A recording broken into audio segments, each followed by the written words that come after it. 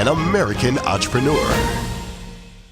Hello and welcome to another edition of American Entrepreneur. I'm your host, Ed Foxworth. On this show, we attempt to provide you with insight and examples of success in terms of owning and operating a small business. We're talking today about the value of a support system. For the most part, entrepreneurs typically go it alone.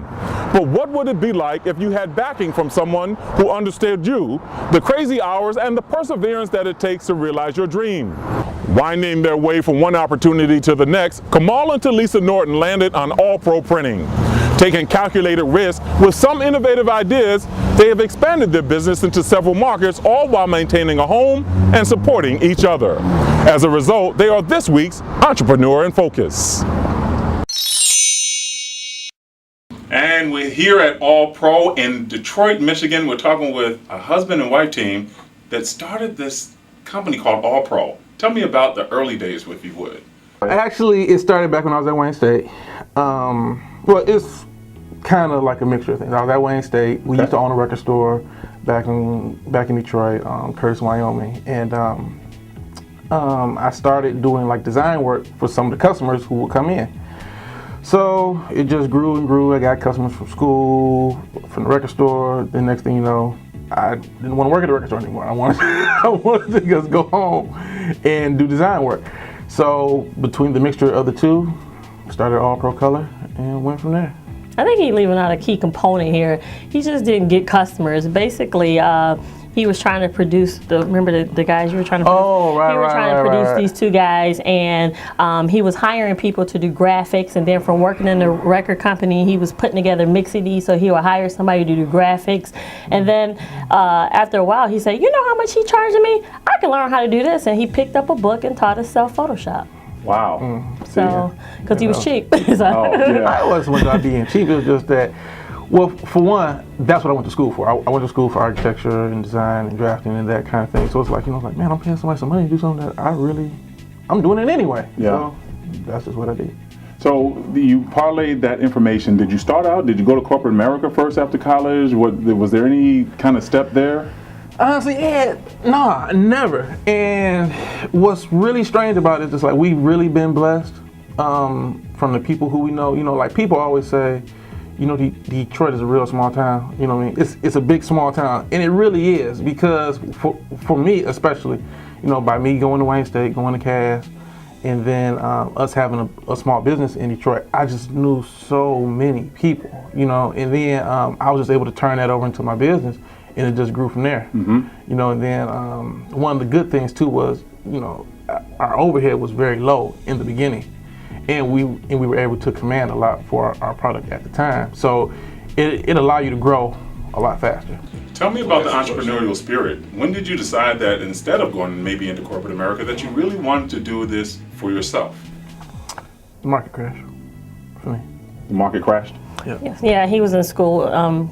His degree is in finance, but I did engineering, so I did go to corporate America to kind of get a little bit more background. It's just that when he was in his mother's basement, it was like he did work for someone passed his number along, so he take on another client and, just kept taking on clients. And then when we got to the point where we were about to get married, it was me telling him, you can't bring all these people to my house, right? So we picked up the office space, and, ever since then, we've been able to grow. A key time in our company came around Super Bowl time.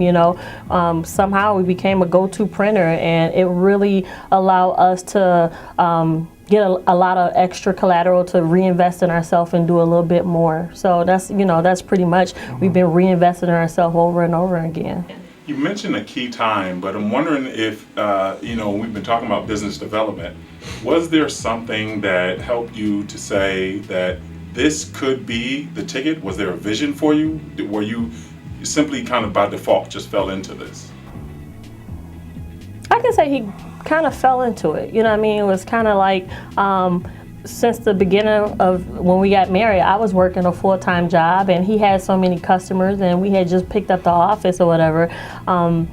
I think for him at the time, doing a degree in finance, when the market crashed, I guess at that time, finance wasn't Right.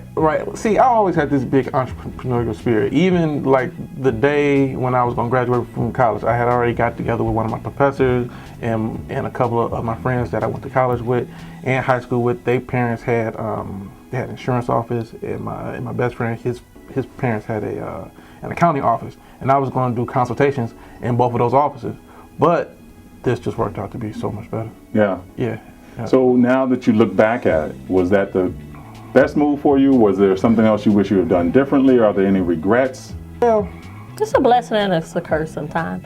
You know, the blessing is you wind up figuring out that you're stronger than you thought you were. Mm-hmm. You wind up seeing that you're smarter than you thought you were. Mm-hmm. The curse is it takes a lot of work, dedication, and it takes a lot of effort. And they say if you fail to plan, you plan to fail.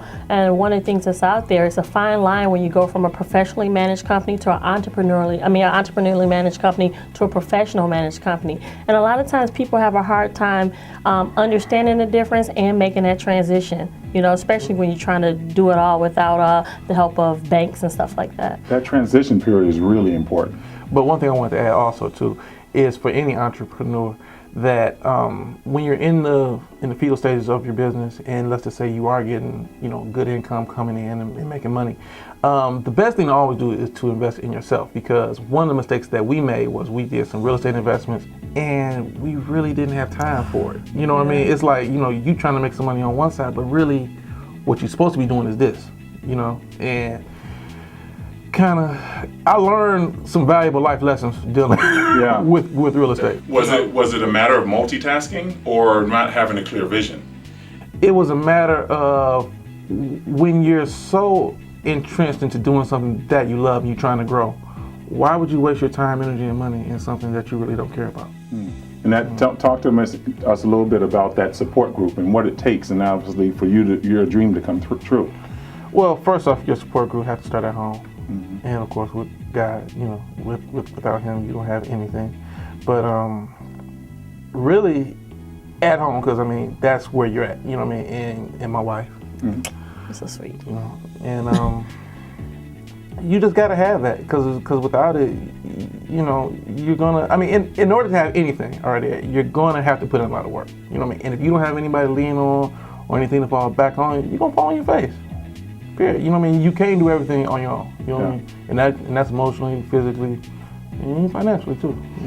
So now you've got All Pro. We're here in Detroit, Michigan now, but tell us about how big this has grown for you and where else are you located? Well, we service the entire country, of course. We have offices in Chicago and Atlanta, and we have a sales rep in DC. So.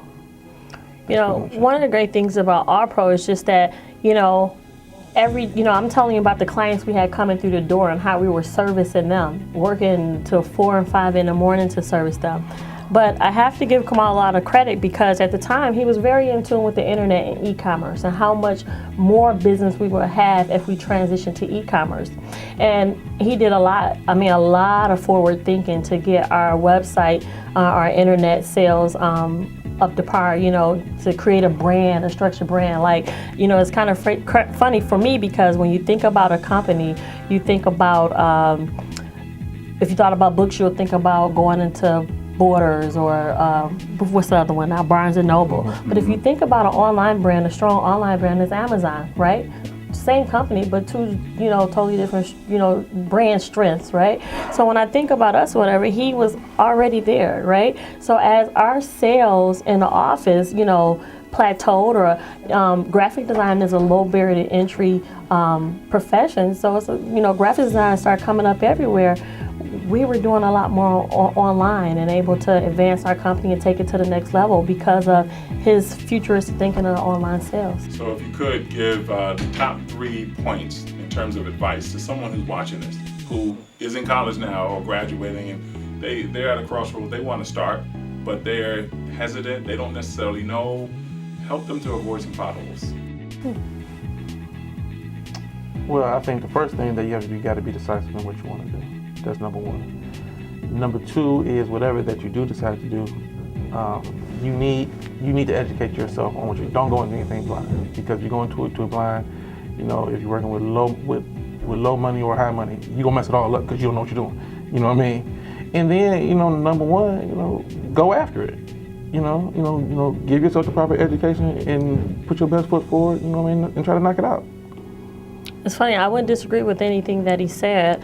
One thing I would say is just that a lot of people always, we kind of, it just happened, we were blessed.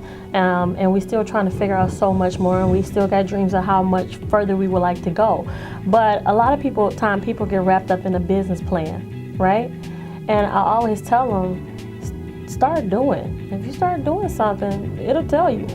Paper and experience is two totally different things. And then another thing Kamal said was educate yourself, and not just when you start the business, throughout the business, because you're going to keep growing and hopefully growing and going into phases where you don't know. I don't know anything about healthcare, but I know I got to buy it for my people. I don't know anything about HR, but I know I got to provide a strong HR system for my people. So making sure you get the resources that's necessary is very essential. And then the last thing is don't be scared to invest in yourself. A lot of times people want to start a business, but they want to ask for everybody else's money. Right. If that's what you want to do, you put down the expensive clothes and the cars, and you make that sacrifice and invest in yourself, and it might be the best investment you ever make.